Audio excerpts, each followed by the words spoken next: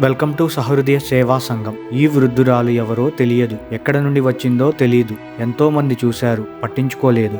ఈగలతో, దోమలతో, అశుభ్రంగా, దుర్వాసనతో ఎంతో దుర్బల స్థితిలో ఉన్న ఈ వృద్ధురాలి దగ్గరికి ఎవరూ వెళ్ళడానికి కూడా సాహసింపరు. కానీ ఇలాంటి వారిని ఎందరినో ఆశ్రమాలలో చేర్పించి క్రొత్త జీవితాన్ని పొందడంలో సాయం చేసిన సుద్దపల్లి రవీంద్రబాబు గారు మరియు వారి సభ్యుల గురించి తెలిసిన ఒక వ్యక్తి శ్రీ గోలి శ్రీనివాసరావు గారు ఈ వృద్ధురాలిని ఆశ్రమంలో చేర్పించమని మమ్మల్ని కోరారు.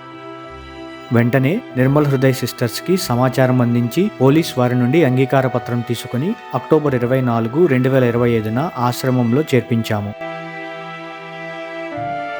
అదే రోజు సాయంత్రము సుమన్ టీవీ వారు ఫోన్ చేసి ఒక వృద్ధురాలిని ఆశ్రమంలో చేర్పించాలని కోరడంతో అలుపెరగకుండా ఈ వృద్ధురాలి దీనస్థితిని కూడా నిర్మల్ హృదయ్ సిస్టర్స్కి తెలియపరచడంతో వారు ఆశ్రమంలో చేర్పించుకోవడానికి అంగీకరించడంతో అదే రోజు సాయంత్రము ఆశ్రమంలో చేర్పించాము. సుమన్ టీవీ వారు ఈ వృద్ధురాలి గురించి వారి మాధ్యమాలలో ప్రచారం చేయడంతో కుటుంబ సభ్యులు చూసి తమ ఇంటికి తీసుకుని వెళ్లారు. ఈ వృద్ధురాలిని వారి కుటుంబ సభ్యుల వద్దకి చేరడానికి తమ వంతు బాధ్యతగా మంచి పని చేసిన సుమన్ టీవీ వారికి ధన్యవాదములు. ఇలా అక్టోబర్ 24 వరకు 289 మందిని వివిధ ఆశ్రమాలలో చేర్పించాము. సహృదయ సేవా సంఘం. Stay connected, inspire and help society.